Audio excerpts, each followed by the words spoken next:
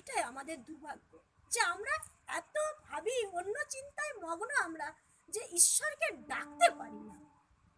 তাকে যদি আমরা না জানালাম তাহলে জীবনে বেঁচে থেকে লাভ কি? যদি আমরা তার কথাই না ভাবলাম, তাকে প্রসাদ দিলাম না, তাকে খেতে দিলাম না, কার মুখে অন্ন না দিয়ে নিজেরা খাচ্ছি, তাহলে এ দেহের কি দাম? ভগবান কি বলছেন?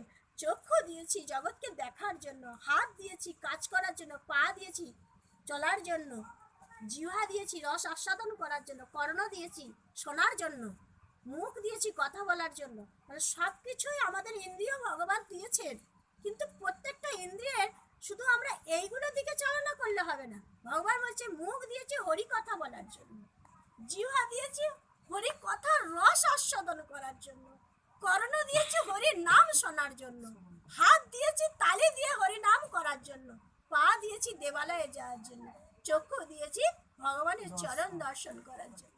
আহা, কত সুন্দর ব্যাখ্যা করে গেছেন উনি। আর আজকে আমরা তার একটা সৎ ব্যবহার করতেই পারি না। হায় দুর্ভাগ্য আমাদের, কোথায় পড়ে আছি আমরা? তার কথাগুলো একটুও মেনে চলি না আমরা। ভগবানের কথা শুনলে প্রাণ জড়িয়ে যায়, কিন্তু আমরা ভগবান থেকে কত দূরে। ভগবানকে একটু ডাকলে ভগবান বলছে তোমরা 10টা পা দাও, আমি 100 পা বাড়িয়ে দেব তোমার দিকে। আমরা 10টা পাও তো আগাতে পারি না, এটা আমাদের দুর্ভাগ্য। বলছে কারণ এরূপ মনে করলেও যে জন্মায় তার মৃত্যু নিশ্চিত, আর মৃতের জন্মও নিশ্চিত। সুতরাং এই অপরিহার্য বিষয়ে তোমার শোক করা উচিত নয়।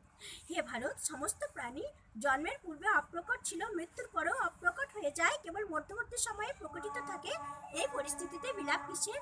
কেউ এই আশ্চর্যবাদ দেখেন, অন্য কেউ একে আশ্চর্যবাদ বর্ণনা করেন, অপর কেউ কেউ এই আত্মাকে আশ্চর্যজনিত হয়ে শ্রবণ করেন, আবার কেউ কেউ তো শুনেও এ সম্বন্ধে জানে না।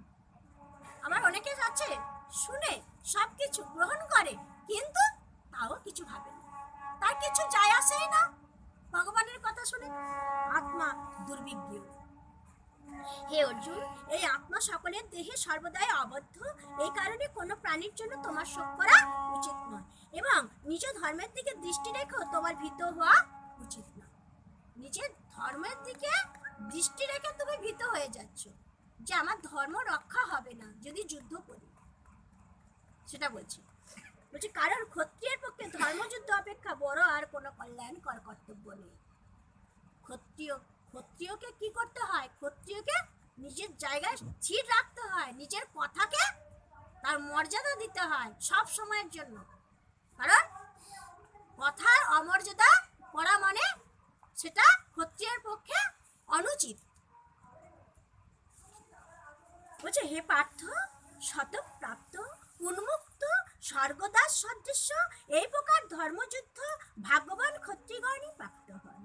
কিন্তু যদি তুমি এই ধর্মযুদ্ধ না করো তাহলে স্বধর্ম ও কীর্তি হতে চ্যুত হয়ে পাপভাগী হবে।